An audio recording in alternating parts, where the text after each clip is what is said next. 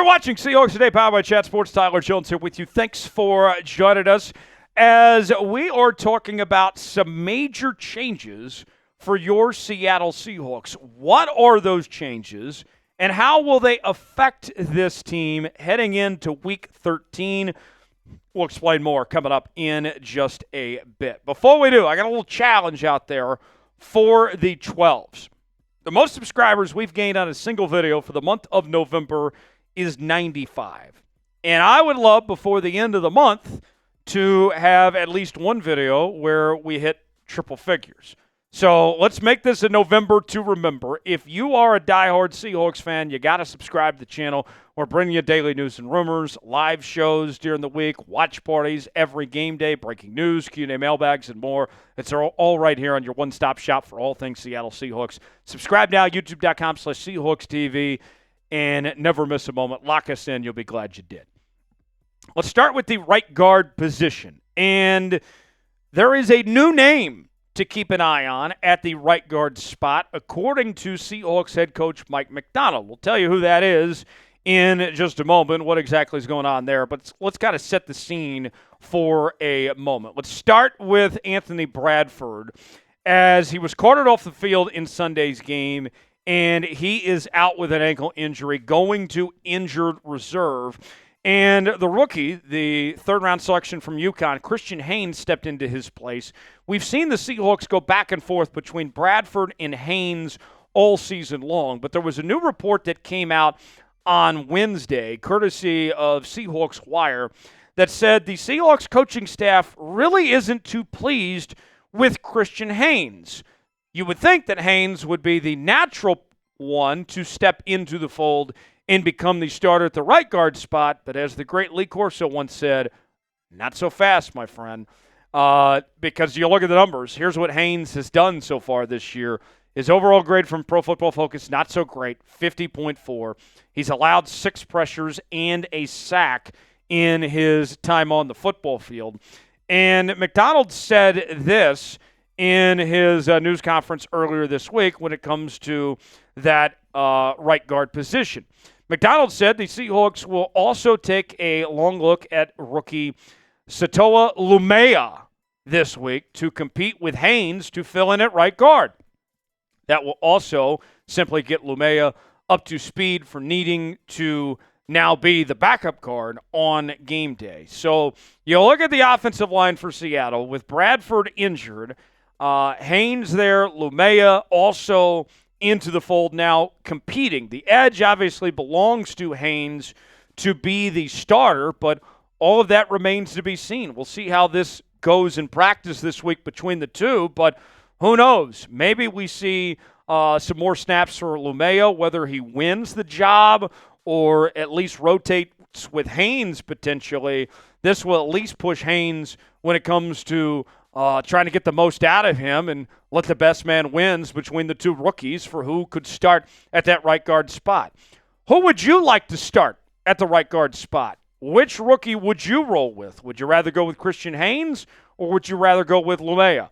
Type CH for Haynes, type SL for Laumea. Let us know in the comments section which guy you would like to see get the start at the right guard position.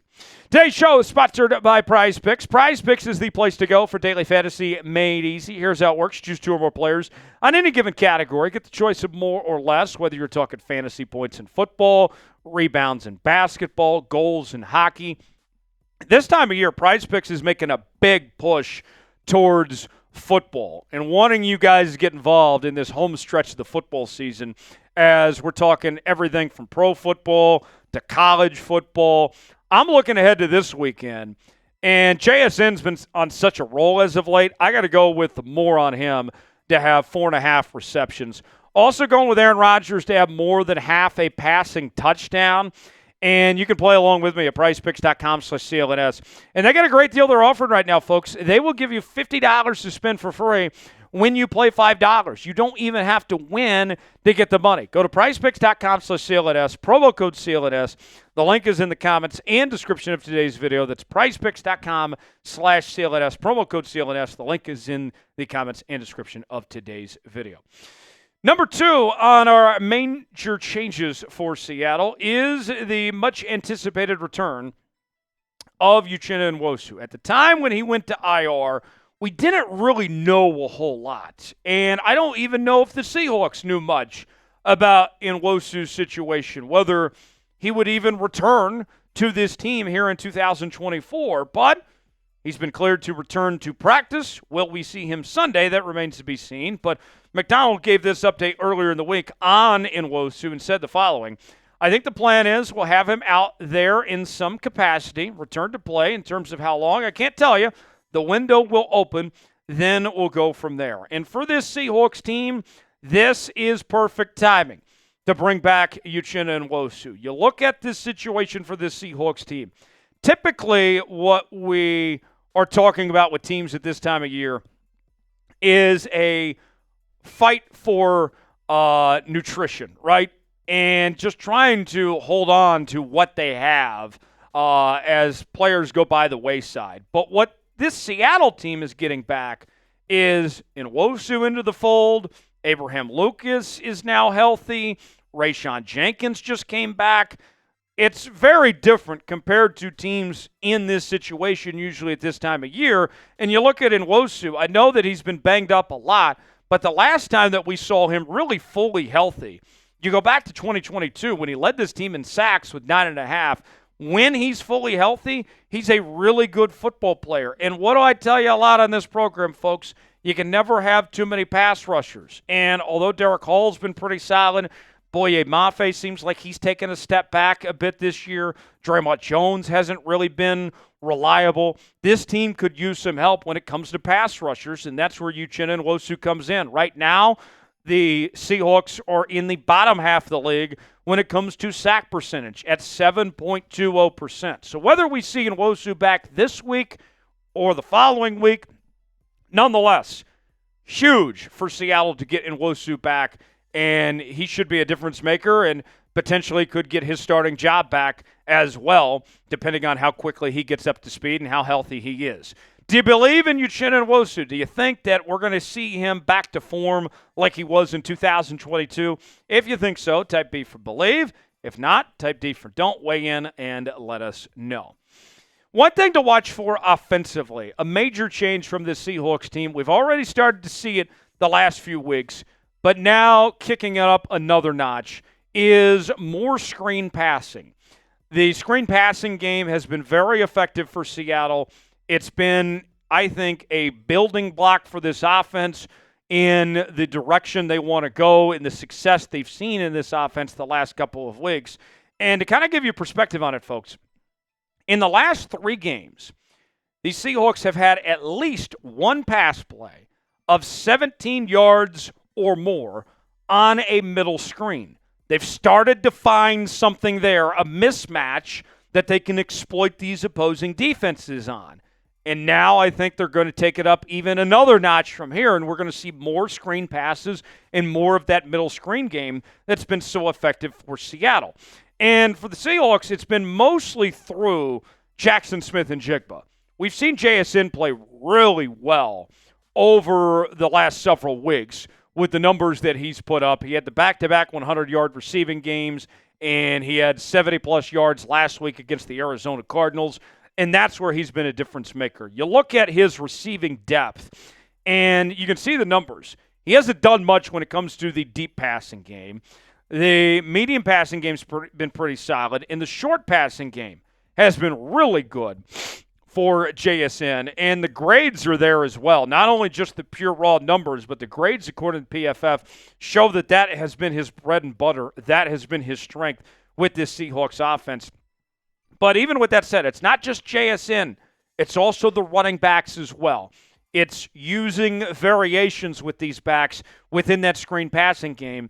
And all of your running backs that you have here, when you're talking K9, Charbonnet, Kenny McIntosh, what do they all have in common? They're all very good receiving backs. With what Kenneth Walker's done this year, close to 300 yards receiving. Charbonnet, close to 200 yards receiving as well. And one of the things I point to, who's the best coach in the National Football League right now? Andy Reid with the Kansas City Chiefs. And you look at what Andy has been so successful at among many things. You go back to all the way back to his days with Philadelphia and Brian Westbrook and company. What Andy did a really good job of and has continued to do to this day is sub out the run game for the short and screen passing game. What Andy views in his offense there in Kansas City is they see the short passing game and the screen game as that substitute for the run game. And with the Seahawks not being effective really in this run game with the big question marks they've had on the offensive line, what they could do is they could take that Andy Reid philosophy here, and we're already seeing it, and use that as a substitute for the run game. The challenge going forward, though, is going to be mixing it up. Yes, it's worked the last few weeks, but now you have this on film, and more teams are going to be watching, more aware of that screen and short passing game. How can you continue to change things up and make it more effective? That's what's ahead for Seattle when it comes to that screen game, but at least they have something very good to build off of there. Speaking of JSN, we had this question go up on our community page just the other day, and I think it's a very valid point to bring up. Based on the way he's playing right now, he's got to be the MVP of this offense, right? I think he is. What do you guys think? Is JSN the offensive MVP? Weigh in, let us know. Type Y for yes, in for no, if you believe that JSN is the Seahawks offensive MVP or not. For the latest happenings on your Seattle Seahawks each and every day, you got to subscribe to Seahawks Today. Help us reach our goal of 100-plus subs off today's video. I'm Tyler Jones. Thanks for joining us. Have a great Thanksgiving, and we will see you next time.